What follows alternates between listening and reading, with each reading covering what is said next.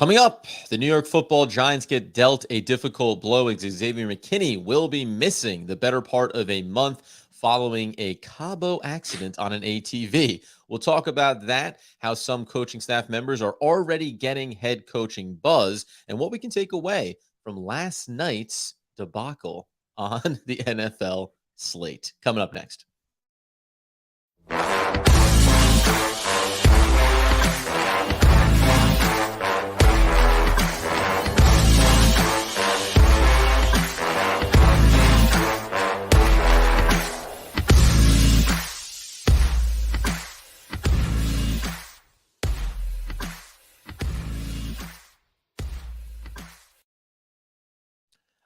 Yes, friends, it's OGP, the One Giant Podcast, where, of course, we are your host over here, Adam Armbrecht, breaking down the Brooklyn Nets on the Locked On Nets podcast with my boy, Doug Norrie.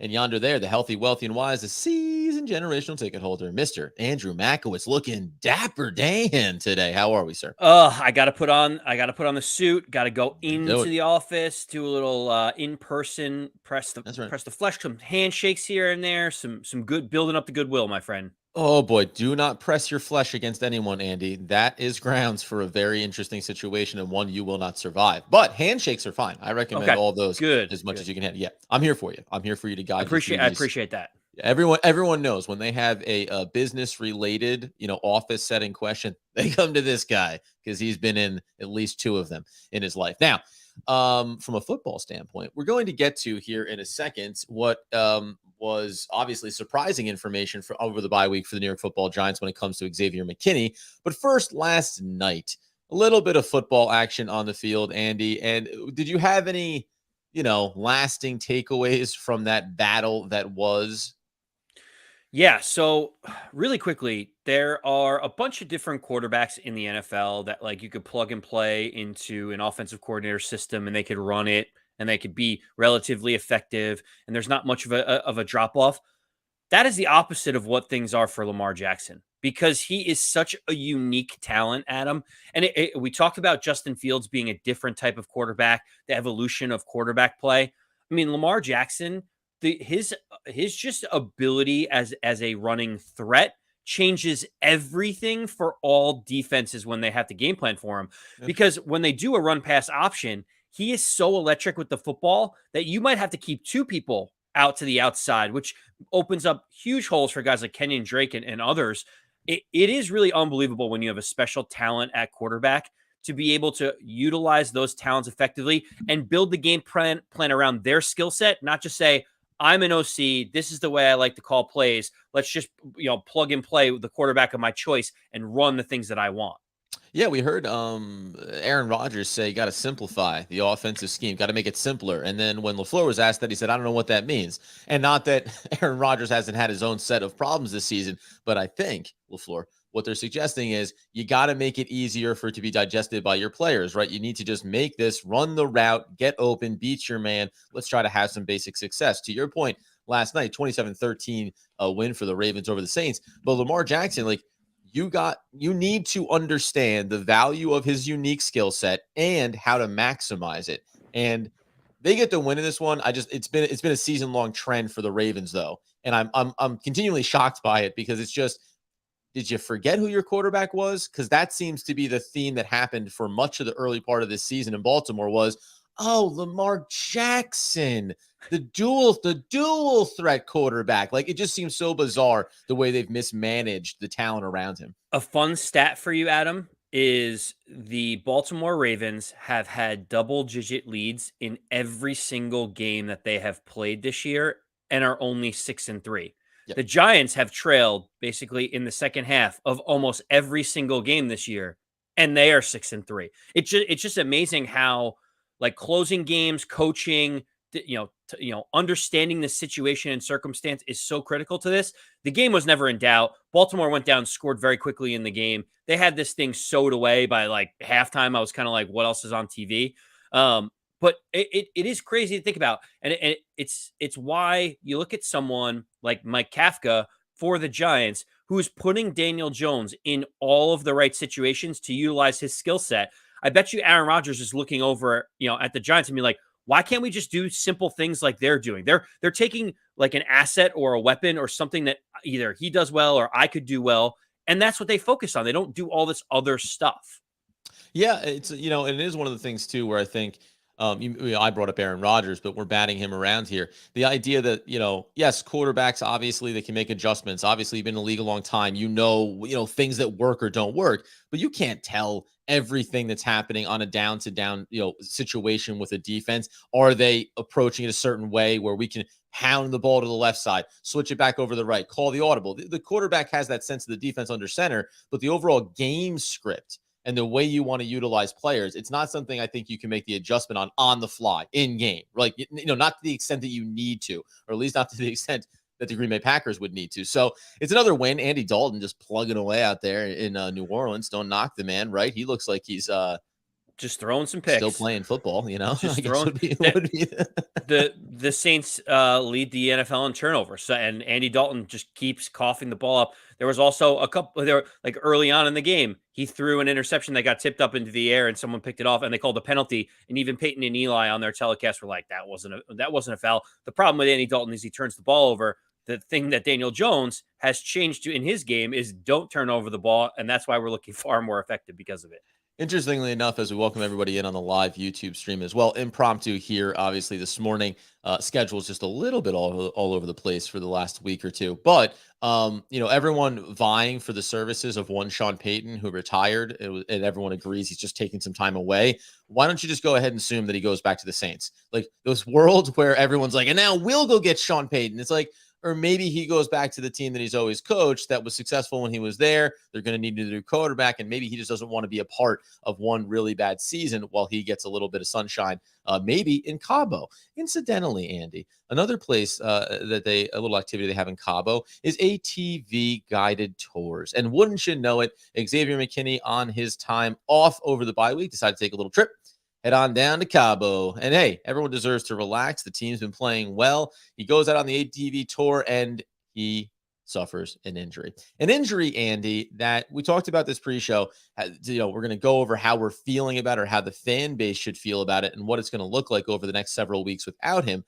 But as was reported in a few different places, Dan Duggan doing it too, is a standard clause in all Giants players' contracts that will, quote, immediately become null and void if in its entirety, if a player becomes unavailable to club as a result of engaging in any activity which may involve significant risk of personal injury. Among those activities is an incident involving an all-terrain or similar vehicle as a driver or passenger, which is how McKinney got injured.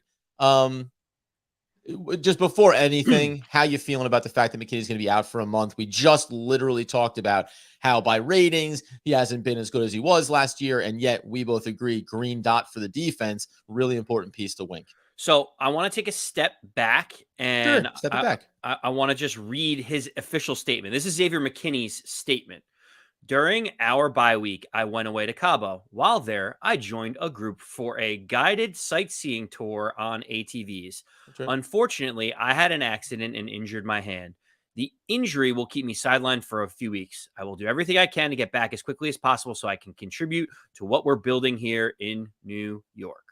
That's right. So that my initial reaction is like, okay, Xavier held his own press conference. Yeah, held his own little, Well, smartly was like, seeking legal advice, or his PR team was like, okay, how do I make this sound less of what it was and more like something else, right? See, the ATV was there and I was there, but I'm not saying that I was recklessly driving the ATV. I was in the vicinity when something happened. How many times are you like, when you get on an ATV, he's like, a guided sightseeing tour. You're like, oh, that's what you're doing on the ATV. You're not trying to drive it over sand dunes as fast as humanly possible. Now, Adam, I'm going to give you a little inside information.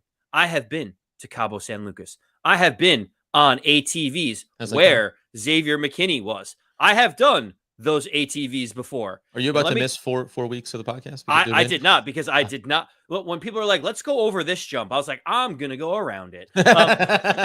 So I was okay and safe. But listen, it is funny because I know the exact circumstance and situation, because I can just picture myself being back there 15 years ago.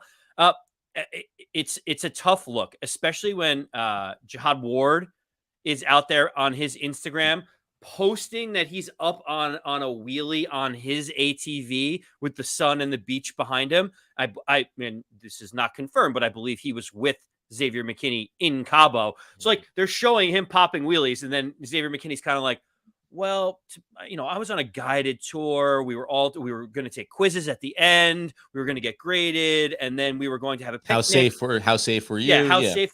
Yes, and so to me, I thought it was interesting how they try to spin it afterwards. It's like, look, he was out trying to have a good time, do some activities during his bye-week break. Unfortunately, the Giants put clauses, and all teams put clauses in the contract being like, can you not go on a motorcycle? Can you not go on an ATV? Because historically, these are the places where our players get injured when they want to do something with their free time. So then you're cool with it, I guess would be the point. Because if this was I guess my thing would be like, my disappointment is just that the team is having the type of season it is now. Obviously, a month that we talked about how well Julian Love has played and Dane Belton is coming on. So you obviously have weapons. They went out and got Jabril Peppers,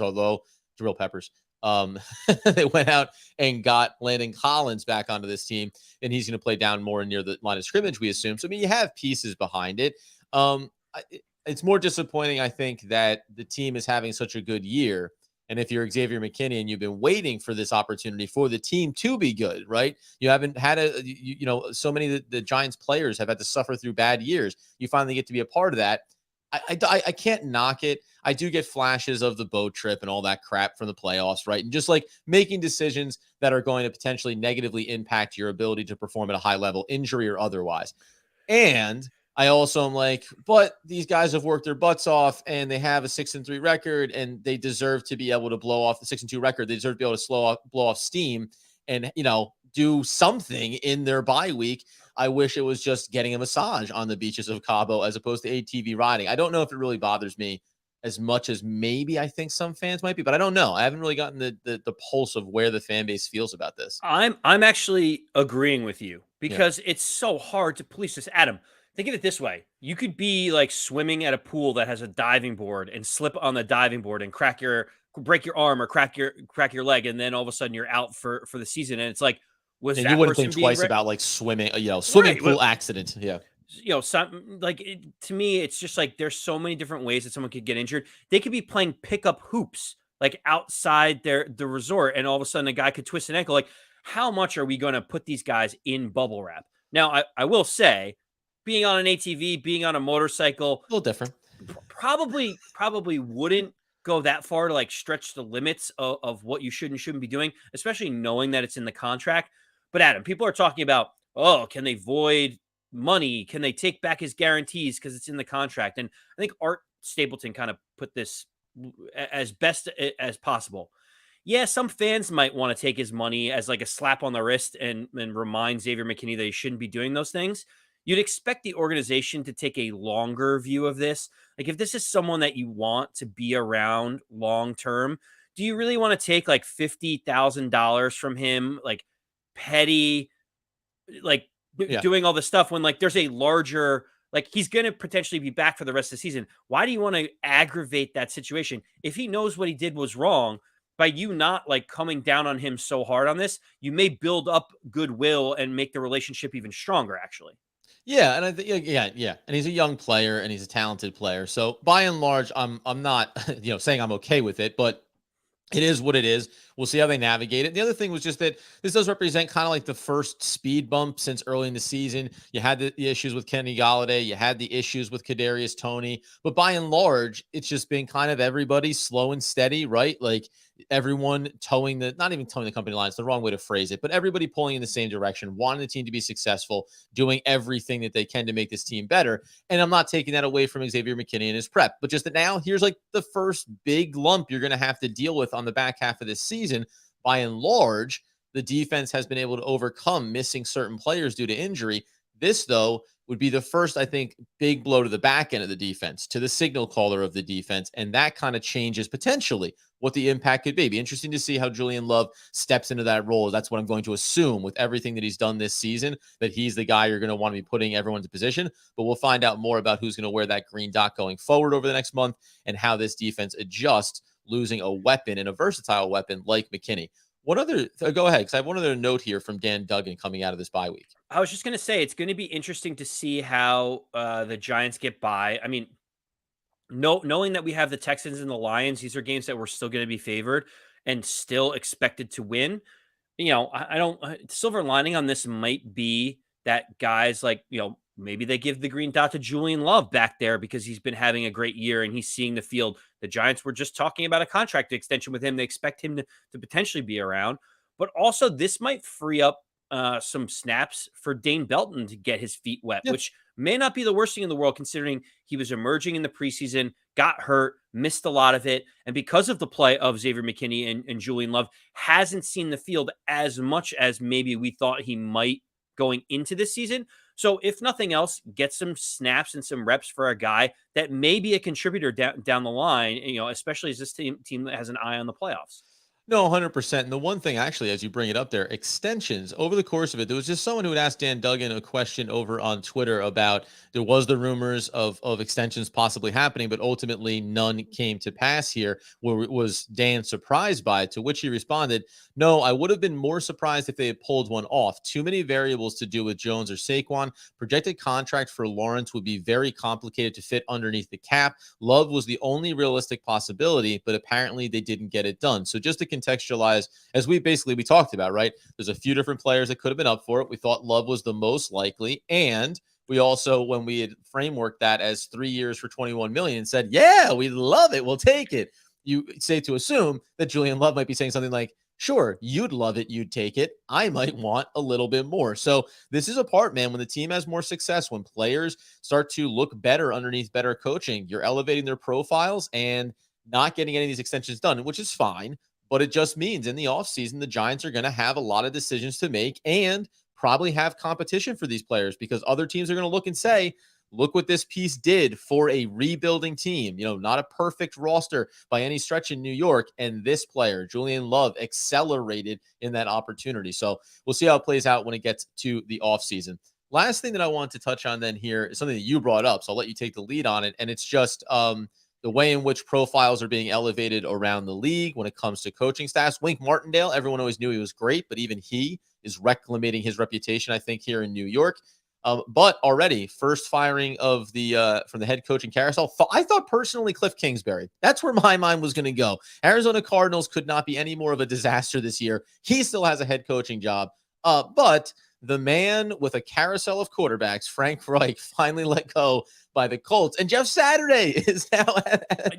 Let's talk about that piece first because we will bring this back to the Giants, I promise. But yeah, Frank Reich gets let go. Obviously, just could not get the quarterback right. Hold on, I got another old quarterback. Right. Hold on, and you know what? It depends if Jim Irsay was actively involved in being like, you got to get Matt Ryan, you got to get Carson Wentz, you got to get Phillip Rivers, or if Frank Reich was like, I need a veteran that is capable of running my system, and he just kept filtering through veteran after Carson veteran. Wentz, so he wanted him. He convinced them to go get. But what about Phillip Rivers? Yeah, I think that Frank Reich is a quarterback coach, and he thought that a veteran quarterback is what you need. And the problem was Carson Wentz is his own issue, but Phillip Rivers and Matt Ryan, yes, you want a veteran QB, but you don't want a veteran that should have retired 6 months earlier. Yeah, it's the statue effect. They keep getting guys that have no mobility, and the offensive line has regressed so poorly in Indianapolis that's part of the reason why Jeff Saturday got hired is because the offensive line is so bad. Shouldn't every team, if you fire a coach in season, shouldn't you go with, and I'm not even knocking Jeff Saturday, he's on national networks, he talks football, I assume he knows the game, but we all know he doesn't have any experience as a head coach, and he came out of left field from an analyst now into the coaching seat. But shouldn't every team, if you're having a bad year and you fire your coach midseason, go with like the quote celebrity hire, someone that has ties to the organization? Like, if for some reason last year Joe Judge should have been fired midseason at some point, they should have put Eli Manning in there. Eli Manning, take the reins, man. Have some fun. No expectations. You'll be right back out there making commercials for our social media afterwards. But come on. Yeah, you know what? You're actually right. Like, if there's no hope for the rest of the season, your season's in the tank. Like, why? Like, well, I mean, it is tongue in cheek, but like, why put a potential coaching candidate in that mess to just like have to deal with it when like you can get some all the feels, the good graces, the goodwill of the fan base? Just bring back like a former player that's in the Ring of Honor and be like, we're gonna trot him out here for a couple months, and then we'll actually go find a real coach after this. It's fascinating. The Colts have both Gus Bradley, who is an NFL head coach, and John Fox, who has Giant ties, is also on that staff as well. And Reggie Wayne has been a coach on that team for a few years. And they're like, head coaching experience, Ring of Honor, been with the team. Let's go with the guy that's in the TV booth that's coached high school football. It is just mind-blowing that they made that choice. You got to love it, man. But the whole point of bringing up the Colts was because what will be, we assume, could potentially be a vacancy in the offseason, a lot of other vacancies around the league. And already, Andy, one member of the New York Football Giants coaching staff is right at the top of the list. Yeah. So on a couple of different websites, sportbetting.ag is one of the main ones that does a lot of like the next coach to be hired, fired, et cetera, et cetera. They've already put out who the odds to be the next Indianapolis head coach. And right away, they installed as the betting favorite at 3-1, there we go, New York Giant offensive coordinator Mike Kafka. He is literally getting the first look at head coaching positions right out of the gate, and it hasn't even been through half of a season for the Giants yet. It really is tremendous what he's done in such a short amount of time and how much cachet and goodwill he's been able to build up as a result. I find it interesting, yeah, and it's not a knock on. I'll be interested to hear your reaction, because for me, they could say they hired Mike Kafka today. They hired him out front at the Giants. I don't know if I would care, and it's not because I don't like what Mike Kafka and what his offensive system can represent, but maybe it is this totality kind of thing of it's Dable and it's Wink Martindale and it's Mike Kafka. Like, it's everything happening simultaneously. I don't know. I guess maybe I would have trust in Dable to appoint the next offensive coordinator that would be running, of course, a little bit of his own system, but a lot of what Brian Dable would want to see in this scenario. I always get a little bit concerned around just like when the Giants hired Joe Judge, and it was like, whoa, this guy just came out of nowhere. What the heck's going on here? And Kafka's been around, and he obviously been QB coach, half a season as an offensive coordinator. It just makes me believe that his name may have been right on the fringe of head coaching opportunities this past offseason. And now it's just, hey, you've done a solid job. Everyone knows the Giants don't have a ton of talent necessarily. You've maximized the value. The team is winning football games. We probably should have taken a shot on you 6 months sooner if you were a team needing a coach. Well, he just didn't meet the criteria of just being on like an ESPN talk show for a couple of years. You know what I mean? True. That would have just vaulted him. Shame on him. So at least one NFL countdown. Right. Yeah, exactly. He had to be part of the countdown crew or else he needs to get a look. So how many NFL countdowns have you been on around the horn at all? Have you done Come On Man? Have you done any segment like that? Okay, we can't hire you. Have you ever been mossed in your life? If you could just answer that for me. And you're telling me now Eli's Peyton's Places, you've never Have you appeared as a guest on that show? Because that at least would get another take. But so I actually disagree with you a little bit, because to be honest with you, Adam, Mike Kafka is calling the plays for the Giants. They had to make a decision on who was going to call the plays, Daboll or Kafka. They went with Kafka's system. Kafka also, a lot of the creativity and the wrinkles that you see in the play calling and how they're scheming people open is directly related to what Mike Kafka learned under Andy Reid in Kansas City. So we have seen one of the better versions of Daniel Jones by Mike Kafka scheming players open and allowing Daniel Jones to use his legs, moving him out of the pocket so that he's not just sitting there like a statue. He has done a lot of really good things for Daniel Jones' progression. I give Mike Kafka a ton of credit. If you were to pull him away from this, sure, Brian Daboll could find someone else that he feels like could help run the scheme.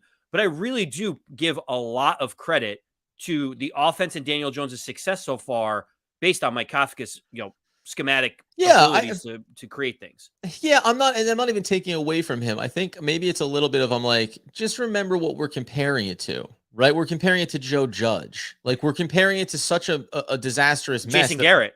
Jason, right. Yeah. Mr.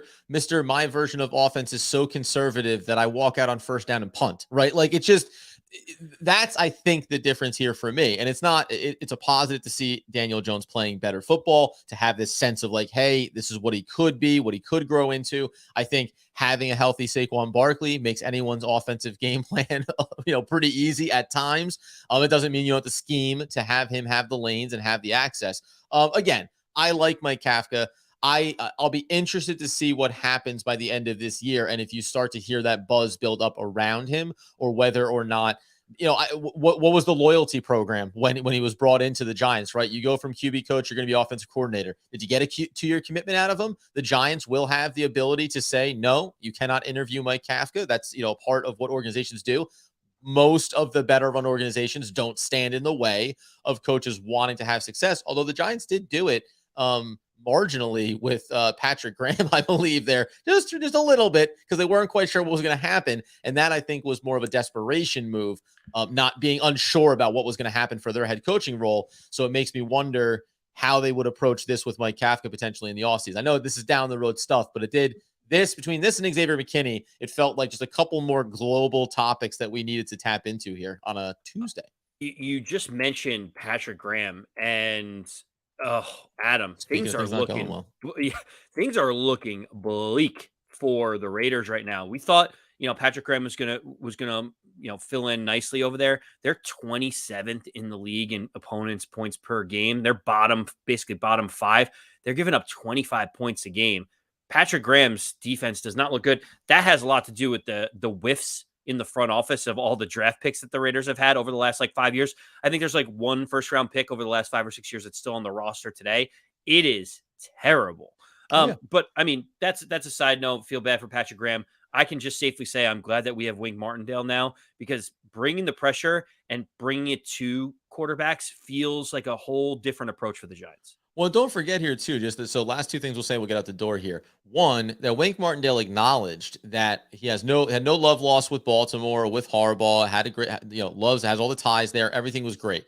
But that leaving there and coming to the Giants reinvigorated him from a coaching perspective. And if you go back now and look at this season compared to seasons past in Baltimore, he's doing things differently. He is not bringing the exact same approach. Everyone said, Wink Martindale is going to come in here. You're going to see the blitz like you've never seen the blitz before. And just when you think the blitz stops, blam, another blitz. And instead, he's looked across his roster, said, where do I have talent? He's dealt with injuries, and he's found ways to manufacture success for this team and get key stops. And by the way, some of those key stops have been when he's brought some serious pressure in the faces of quarterbacks. But it's been everything he's done through 4 quarters that has allowed them to have that opportunity. The other thing that I do just want to mention here is Daniel Bellinger, his injury, just to the update around that. He had obviously had the injury, went for surgery. The time frame was 4 to 6 weeks. So they're eyeballing that was not intended to be that way. Pun intended, Adam, come on. I apologize. Yeah, the guy has an injury to his eye socket, needs emergency surgery, and you make it a laughing matter. That's just, it's just... You can't plan these things, friends. So you got to keep an eye out for those kind of jokes. They're really inappropriate. Now, again, Adam, just mercilessly. You're like a boxer that has the opponent stunned on the ropes right now. Yeah. Listen, just so you know, if you're anyway, the point is, if you're a Giants fan, sleep with one eye open, because you never know when news might break around Daniel Bellinger being able to return for this team potentially as soon as week 11. Also, Ocean Exhibit should be back for Houston. I really am proud of myself for the last 17 seconds of the podcast.